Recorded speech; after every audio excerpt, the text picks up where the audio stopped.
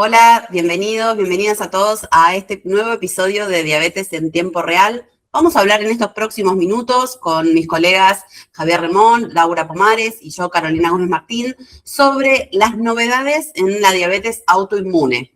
Así que, si bien estos son temas que recién en la preparación hablábamos que los conocemos hace muchos años, ahora tomaron una nueva relevancia porque empezamos a tener estrategias para abordar la diabetes antes de que sea clínicamente significativa, de que empecemos, desde el momento que antes le llamábamos el debut.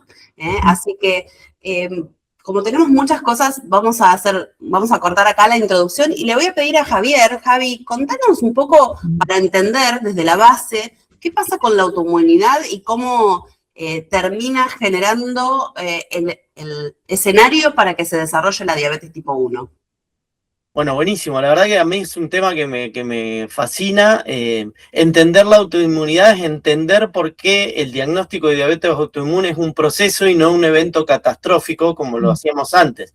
Nosotros antes hacíamos un evento catastrófico que era una hiperglucemia severa o una cetoacidosis y ahí empezaba la historia. Teniendo los conocimientos que, como vos, Caro, decías recién, ya los teníamos. Solo que no habíamos hecho el match todavía entre lo que sabíamos y un diagnóstico. El proceso autoinmune si uno lo empieza con células y demás, es un poquito complejo, pero si lo ven como un proceso es relativamente sencillo. Para que se genere la diabetes tipo 1 que le decíamos antes, o la diabetes autoinmune, se necesitan básicamente dos cosas. Ustedes imagínense como una combustión. En la combustión se necesitan el combustible, el comburente y el calor. En esto es algo parecido. Necesitamos un defecto genético que lo que va a hacer es que las células que no deberían reconocerse como un problema se reconozcan como un problema. El mismo defecto genético va a hacer que las células que tienen que decirle a las células que van a atacar no las ataques, o sea, las supriman, tampoco anden. Y un evento que vendría a ser el evento catastrófico, que imagínenselo como el fósforo, que tiene que ver con en estos momentos el desencadenante se creen que son las infecciones virales, el Coxsackie-B. Para no alargar mucho, lo que se sabe del Coxsackie-B, hay una red que se dedica a estudiar principalmente esto, que publicaron ahora en 2024 una base de datos de 200 pacientes. Los que vieron es detectando ARN viral, proteínas virales y HL1, que es el que identifica la diabetes tipo 1, vieron que el 0% de las personas, o sea, el 100% de las personas que no tienen diabetes no expresan estos tres factores. Y el 90% de las personas que tienen diabetes expresan los tres factores a la vez. ¿Qué quiere decir? Que el Coxsackie-B parece ser la clave. Wow. Después se desarrollarán estrategias sobre eso que ya hay, si quieren las hablamos después. Con respecto a la autoinmunidad, ustedes imagínenselo como un ejército. Nosotros tenemos este evento, básicamente, que tiene que ver con el ADN viral, que lo que hace es expresar y decir, bueno, la célula beta está infectada. Imagínense el páncreas como una provincia, si ustedes quieren, para ponerlo en algo más del día a día. En esta provincia hay un ejército y hay distintas fábricas. La fábrica que va a atacar básicamente este virus es la fábrica de insulina, específicamente la célula beta. Básicamente el virus lo que hace es infectarla. La célula beta, ¿qué hace? Avisa que tiene una infección. ¿A quién le avisa? ¿A la policía? ¿Al ejército? ¿Qué es lo que hace el ejército? Manda a las células dendríticas a ver qué pasó. ¿Cuál es el problema? Que como está alterado el sistema autoinmune, vos tenés un HLA deficiente que le dice que la célula es un enemigo, no lo que está dentro de la célula, la célula. Entonces, la célula dendrítica lleva al ganglio linfático toda la información. Llega la información, el comandante del ejército, que es el CD4, dice, muchachos, tenemos un problema, estas células son malas.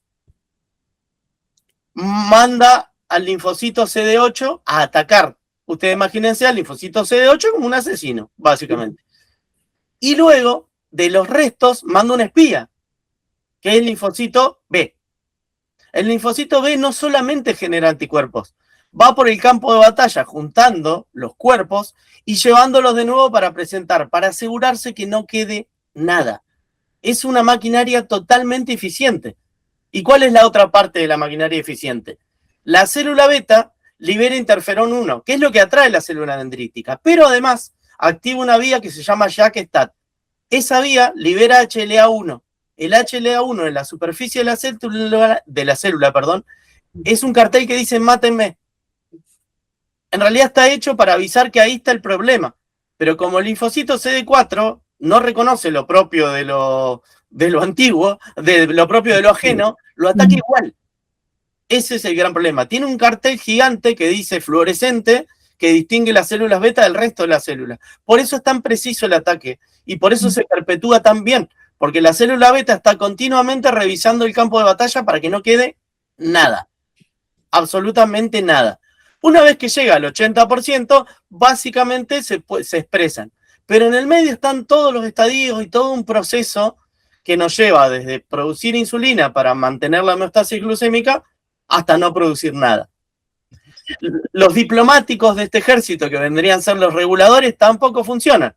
Eso en la política argentina lo entendemos bastante bien.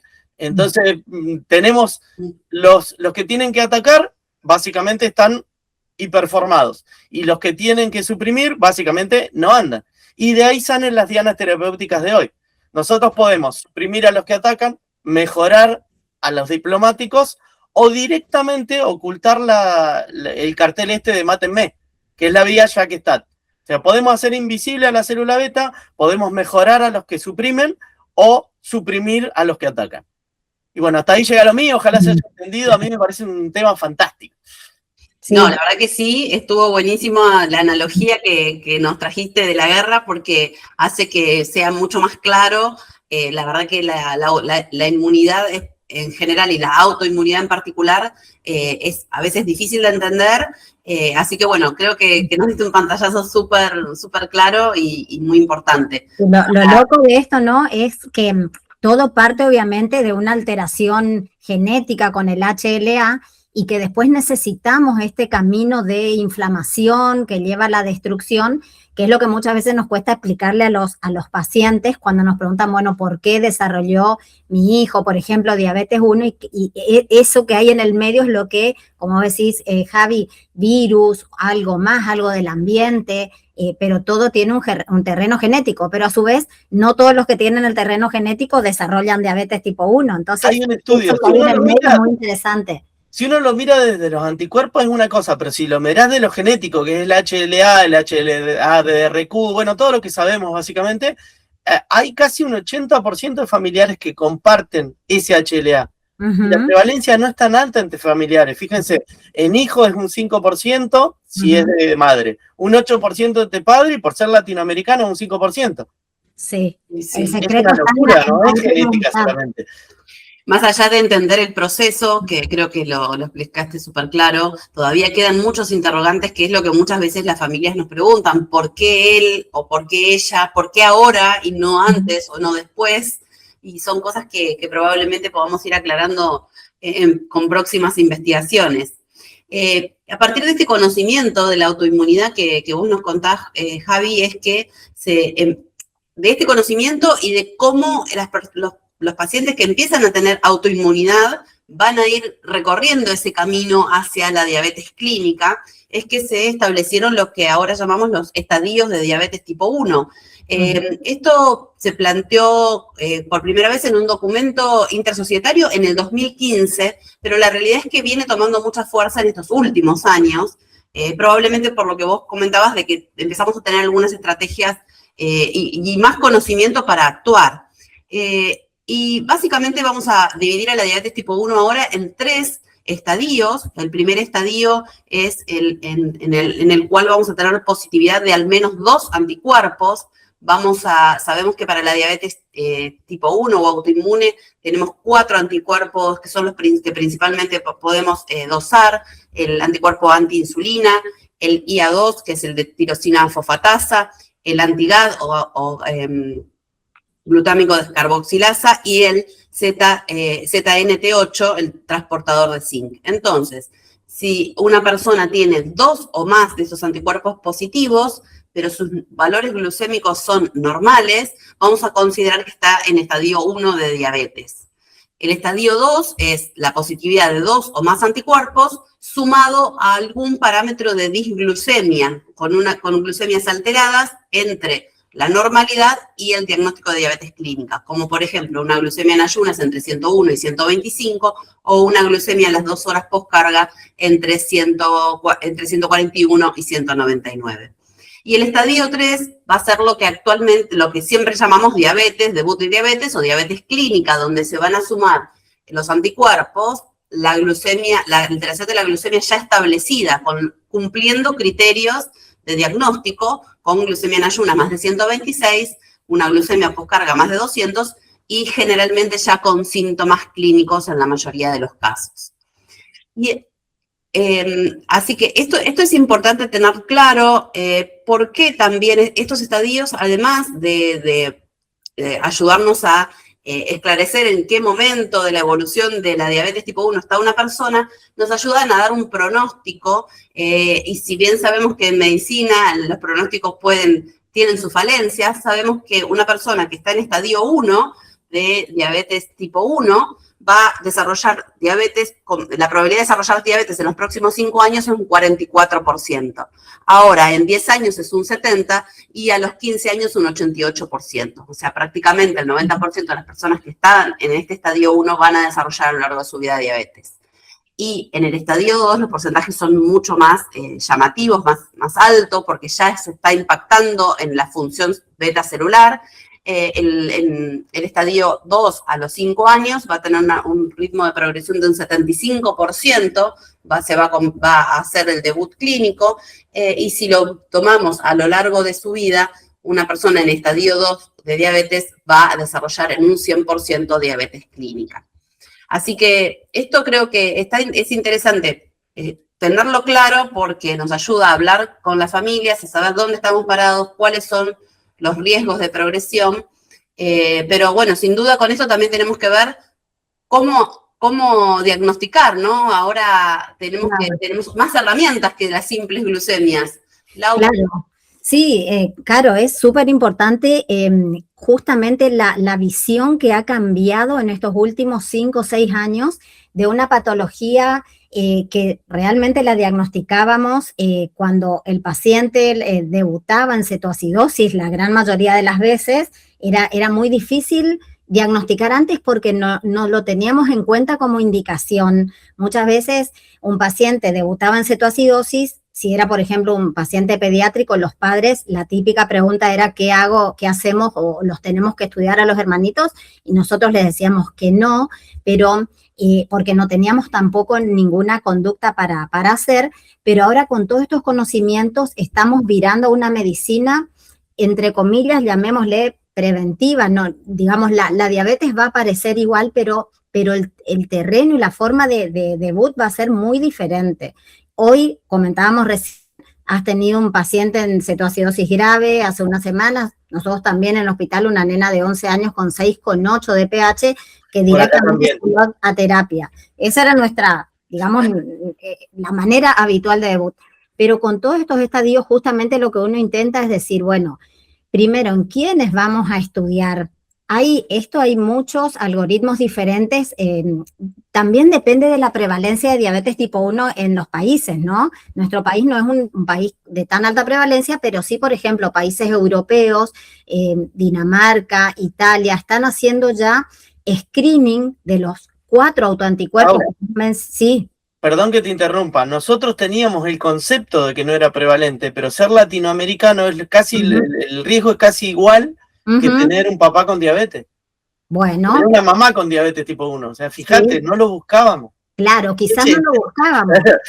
Porque realmente quizás también muchas veces la forma de debut en cetoacidosis hacía que no tengamos tiempo para buscar, digamos, ¿no? Y bueno, y ir a ese niño, niña o adulto. También lo importante a tener en cuenta es que justamente con estos protocolos de screening se diagnostica mucho más diabetes tipo 1 en la adultez, ¿sí? En los últimos reportes, la edad media de aparición de la diabetes 1 es de alrededor de 25 años. Claro. Lo que pasa con lo que vos contabas, Javi, es que quizás no debutan con esa agresión tan importante en la célula beta, entonces son pacientes que nos van a ver al consultorio con una glucemia de 300, delgados, sin antecedentes familiares, y nosotros le pedimos los autoanticuerpos, pero es muy prevalente en la adultez. Y ahí está el porcentaje de gente que tiene diabetes tipo 2 que en realidad no la tiene.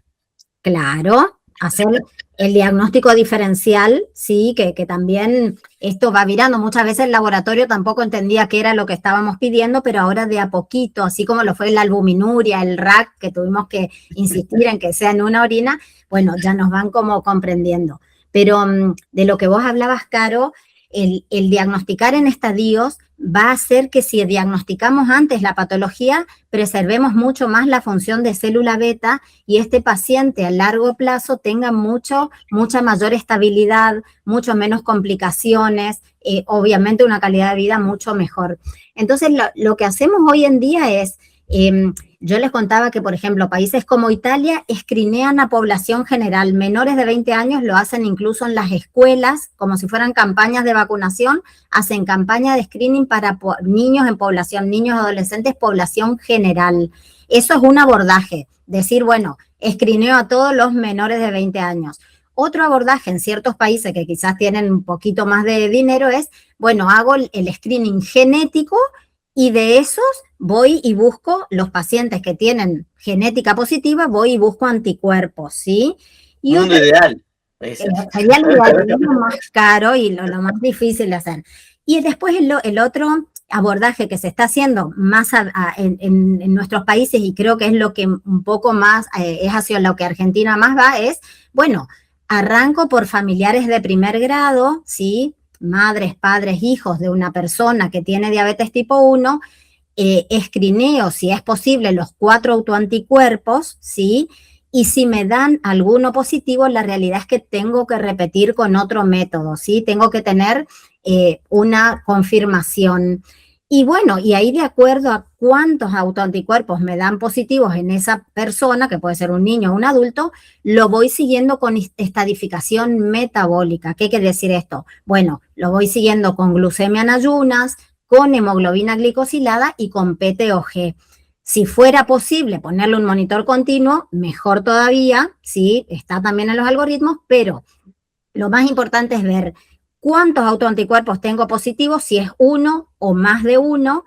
La edad de esa persona no es lo mismo tener 1 o 2 autoanticuerpos positivos en un niño de 5 años, que sé que la progresión seguramente va a ser más rápida, lo tengo que ir siguiendo con mayor observación. Los protocolos nuestros de Argentina dicen, por ejemplo, un autoanticuerpo positivo y lo divido más o menos, mayor o menor de 3 años. Y lo voy siguiendo cada 3 meses, cada 6 meses, una vez al año. Ahora, si ya tengo 2 autoanticuerpos positivos, como vos comentaste, Caro, la posibilidad de progresión es mucho mayor, ahí ya tengo que estadificarlo con una PTOG. ¿Qué logro con la PTOG? Ver si está en estadio 1, que era lo que vos mencionabas, que son más de 2 autoanticuerpos con normoglucemia, o si lo tengo en estadio 2, más de 2 autoanticuerpos con disglucemia. Y ahí, de acuerdo a la edad, lo voy a ir siguiendo, glicosilada, monitoreo continuo, más de un 10% del tiempo por arriba de 140 en el monitoreo continuo, sabemos que tiene una progresión más rápida. Entonces, ahí lo que nos sirve principalmente estadificar es darnos tiempo para actuar, ¿sí? No es lo mismo educar con un paciente en terapia grave, que yo estoy tratando de decirle a la mamá que hay que ponerle insulina, que hay que pincharlo, a sentarnos y decir, bueno, mira, vamos a ir siguiéndote cada 2 o 3 meses, y ya le voy enseñando, porque la diabetes va a aparecer, pero de una manera mucho más solapada, si uno quiere llamarlo. Lo que dicen del soft landing o el aterrizaje suave, me parece un concepto bastante bueno que hoy por hoy le podemos ofrecer a los papás o a los familiares de esa persona que está en riesgo, me parece. Claro. Me parece que esto que comentan ustedes acá sobre el final es muy importante, que la diabetes ya está diagnosticada, digamos, está dentro del camino del proceso que lo va a llevar a la hiperglucemia más tarde o más temprano, pero la enfermedad ya está presente, y eso creo que es un mensaje muy importante que tenemos que tener claro nosotros y también transmitirlo de esa manera. Por eso requiere un seguimiento, un estadio 1, un estadio 2, porque la enfermedad ya está presente. Totalmente. Y esto que nosotros decimos, bueno, ¿para qué nos va a servir? Bueno, principalmente para darnos tiempo, preparar psicológicamente a ese paciente y a su familia, todo lo que es la educación en este momento que tenemos tiempo de sentarnos y mostrarles qué es la insulina, cómo requiere hacer el monitoreo. No va a ser en ese momento, pero va a ser en los próximos meses o próximos años. Prepararlos psicológicamente, trabajar esto sí o sí con un equipo, ¿no? Con el psicólogo, la nutri, porque no es fácil decirle tenés algo cuando el paciente no siente nada, digamos, ¿no? Yo creo que es importante porque la mayoría de las quejas es no va a sobrecargar el sistema de salud. En realidad los actores que se incluyen son los mismos que se van a incluir cuando se hace el diagnóstico al pie de la cama. Si no tiene la suerte de estar en un equipo, no tiene tiempo para buscarlo. Y en general va a tener más complicaciones, o sea, en realidad vamos a sobrecargar más el sistema de salud si no lo diagnosticamos en tiempo y forma que si lo diagnosticamos antes. Pero bueno, es discutible, yo no es que tengo la verdad ni mucho menos, pero estoy convencido de eso. Claro, y que pueda quizás el paciente acceder a una terapéutica modificadora de la enfermedad como hay ahora. Teplizumab es la droga que está aprobada a nivel mundial, pero vienen muchas otras con todo lo que contaste vos, Javi. Y esta que yo creo que es fundamental, Caro, con lo que vos contaste de los estadios y cómo iba reduciéndose la célula beta, preservar la célula beta hace que este paciente, una vez aparecida la diabetes, tenga mucho mejor control, mucha más estabilidad, menos... Y eso está recontra demostrado, hay un estudio atrás del otro, que el mantenimiento de la célula beta del péptido C es menor progresión, menor complicación, el conteo de carbohidratos se inicia mucho más tarde, digamos, son todas ventajas que hoy le podemos ofrecer a la gente, hoy, no esperar que pase tal cosa. Así que, bueno, como ustedes cuentan, la verdad que estamos en un momento muy importante porque ya tenemos mucho más conocimiento, mucho más comprensión de la diabetes autoinmune y ya tenemos herramientas para proteger o para prevenir o para hacer este soft landing, que la llegada del diagnóstico clínico sea mucho más suave y con la persona y la familia entrenada. Así que, bueno, les agradezco mucho, les agradecemos a los que nos están escuchando y nos encontramos en el próximo episodio. Saludos. Chao, nos vemos. Chao, chao.